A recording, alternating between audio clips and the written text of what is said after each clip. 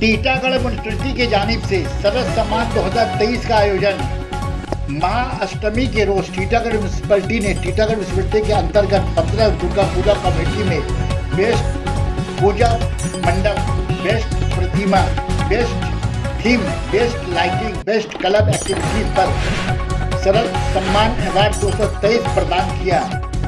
Chairman Kamlesh Sahu, vice chairman Mohammad Jalil, CIC, councillor हजरात, municipality कर्मचारी और पूजा कमेटी के मेंबरान उपस्थित रहे।